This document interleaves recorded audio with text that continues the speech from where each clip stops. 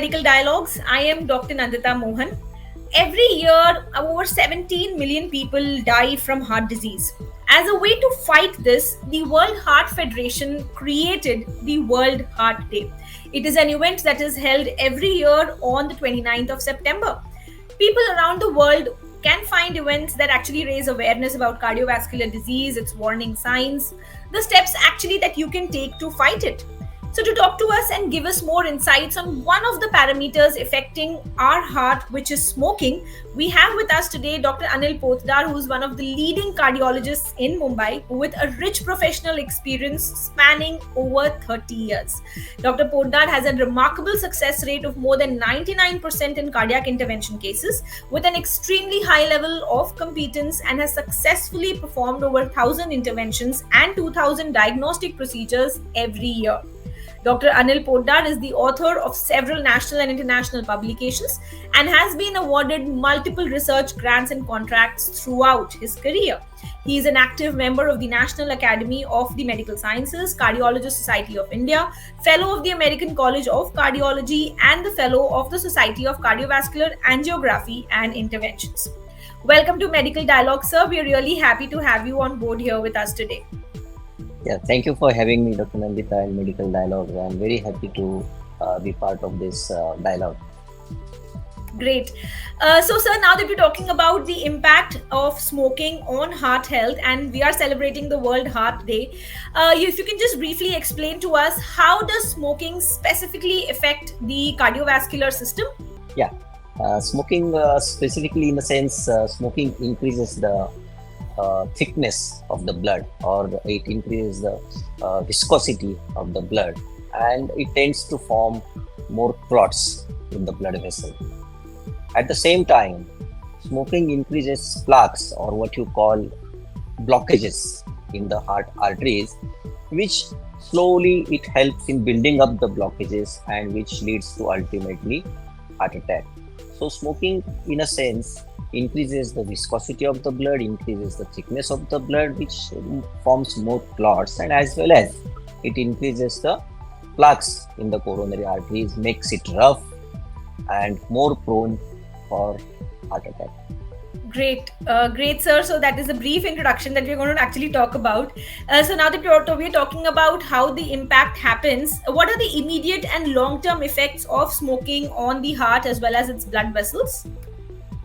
Yeah, immediate impacts means it start its side effect, I will say. Immediately, the moment you start smoking, all the vessels in the body, including heart vessels, they contract and they become more like a fighting spirit. You kind of, when person is in a fighting spirit, all the body becomes that kind of prone for fight, and everything in body becomes contracted, like vessels and all those things, and that same thing smoking creates, and it increases the blood flow in the arteries. If a person has blockages, or if the person has some kind of plaques in his arteries, then it tries to break those plaques and cause damage to the heart vessels, as well as it, as I said before, that it increases the viscosity of the blood, it increases the thickness of the blood. There is a more tendency for forming blood clots and other toxic elements which are there in smoking, like tar and carbon monoxide. They are all harmful for the body. Great. So, what is the relationship between smoking, now that we're talking about each aspect of cardiovascular diseases, relationship between smoking and hypertension, and how actually does it impact the overall heart health? Yes, smoking impacts heart health in each and every sense. Like I will say, the risk factors which are there for heart development of heart disease. So one, I will say hypertension. Smoking, as it contracts the arteries of the body, it increases the blood pressure. The moment the heart arteries are contracted, it increases the blood pressure, because heart has to pump blood against more resistance, and that creates hypertension. So this is one. Then the other risk factors like diabetes or like high cholesterol. So smoking has an effect on each and every aspect because of its ingredients also which are associated with tobacco, which are harmful to the body. Cancer is a known risk factor for because of the smoking. And as far as heart diseases are concerned, these are the two main mechanisms of smoking. One, which is thickness of the blood, which forms more clots, and second is it forms plaques along the vessel. It increases the roughness of the vessel, which makes a person more prone for heart diseases. Okay, so sir, if you can also explain to us how smoking contributes to the development of atherosclerosis. Yes, these plaque build up, which is there. Like as you add more and more smoking years in Mm-hmm. to your life, the plaques which are there initially, I will say like 1%, 2% of your total area of heart artery, they slowly go on building up, becomes 10%, 20%, 70%, 90%, that way. And then when there is a complete occlusion, then it leads to an heart attack. So that way, smoking in the long term causes blockages, long term causes, and it's not only in the heart, it's everywhere, like increases more risk of stroke and more risk of all the other elements which are associated with smoking. So, sir, now that we're talking about stroke, you just mentioned. So, if I talk about all these conditions, you just laid out that it causes narrowing down, the plaque accumulation, it even causes hypertension. So, are there any differences in the risk of heart diseases between cigarette smoking and other forms of tobacco use, like when they use cigars or even smokeless tobacco for that matter? There is no actually much, no, there are not much differences between those two. Uh, Slightly, I will say they are less harmful cigars and maybe smokeless tobacco because usually the products which are associated with tobacco like carbon monoxide and tar and all those things are less in like smokeless and other things, but it is harmful. So if it is 100 harmful, this is like 99. It's a minor difference, so which is not very significant.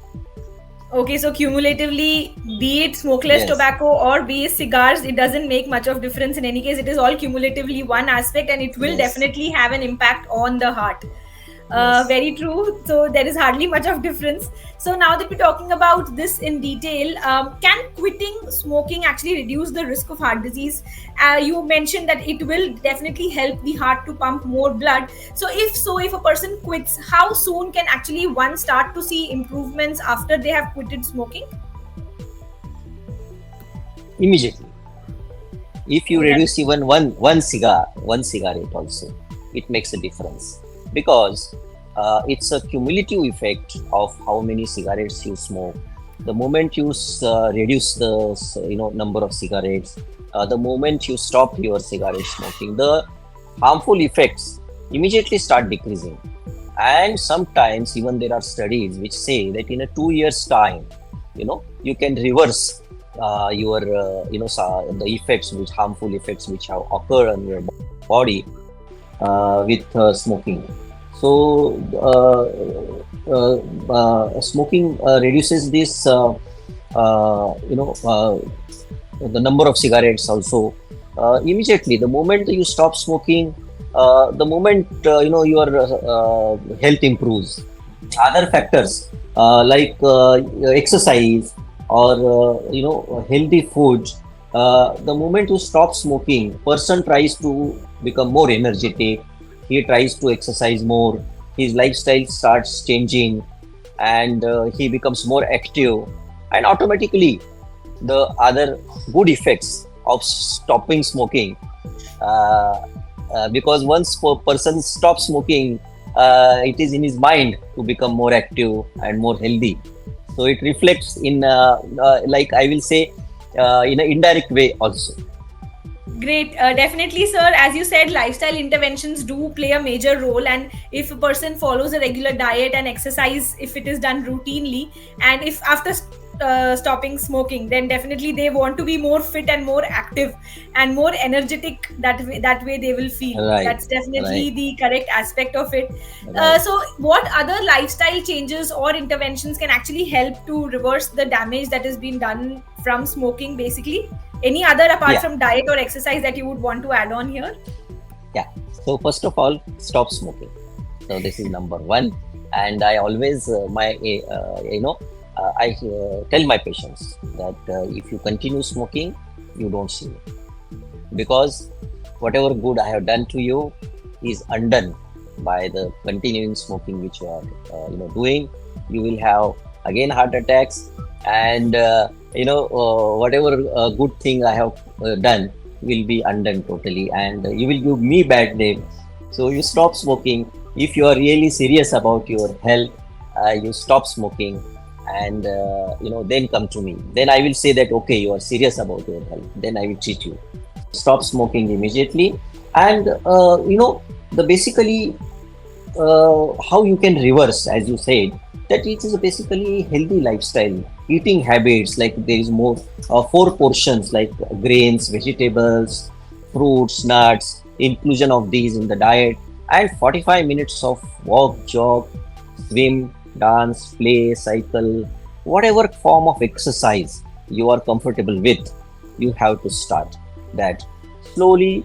If you do these exercises, if you have a healthy diet, your urge to smoke will also reduce, because you will have benefits of healthy lifestyle which will be immediately seen in your daily life. You will feel more energetic. Your life quality of life will improve so much that you will realize that smoking had was actually killing me, and was not giving me a life of my which I own, and have only one life which is important to me. Very well said, sir. I think this should be the driving force for someone to actually quit smoking. If they want to lead a better life, if they want to lead a better lifestyle, be it health wise, be it physically fit, mentally fit, all that does have an impact. So, if definitely one stops smoking, all these benefits they will see very soon, and it will all give a very good impact on their overall health. So, now talking about how positive effect that we're talking about now. So, one question I want to ask here: how does smoking actually impact the recovery as well as the prognosis for individuals who've actually undergone any heart-related surgeries or any procedures that they've undergone? Yeah, basically, if person is smoking, then they tend to have more complications in the procedures, because the blood is thick, and obviously when they are smoking, that clearly indicates that they are not exercising, they are not following the healthy diet. Because if you are health conscious, you are not smoking. So all the things, all secondary things, I will say, or along with smoking, the bad things are also there, which are always there, and it creates more complications. It creates more delay in your recovery time.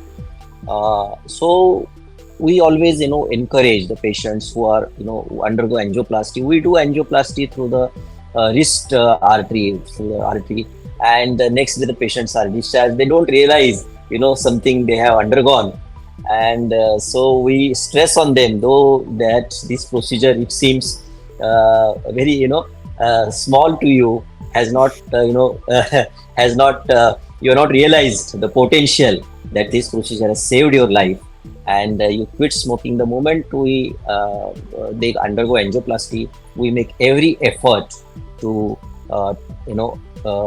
help them stop smoking. We show them their kids, and we tell them that, see, this is a life. Your kids will be orphan if you don't stop smoking. I tell them in very, very harsh words, so that they understand it. And because there is no I absolutely dislike if somebody is smoking and they have family, young kids and small kids, and they don't understand the gravity of it.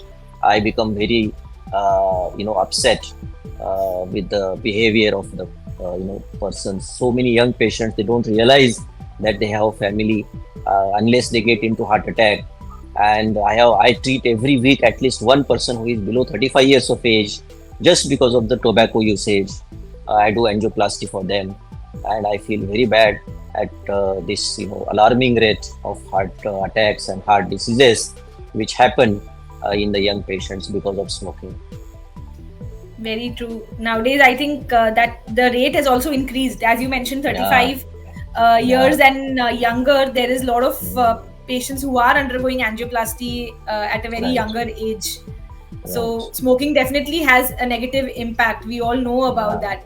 So, yes. lastly, if you can just highlight on, or if you can just provide us some guidance on smoking cessation programs as well as resources that actually may be beneficial for those who are looking out for to quit smoking and also improve their heart health. Yeah.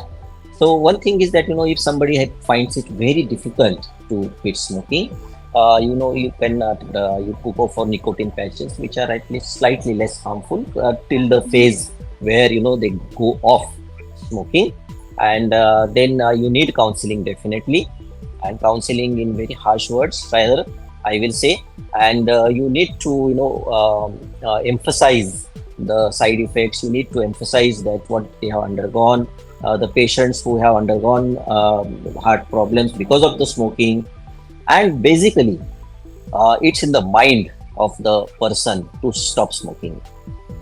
From outside you cannot drive that point. So Very true. to make their mind against smoking, they have to decide absolutely in their head that I have to stop. Till that point nobody can help them, and I show them that this is the thing you have to live for. It's either tobacco or it's your life. You have to decide between the two. You can't have both.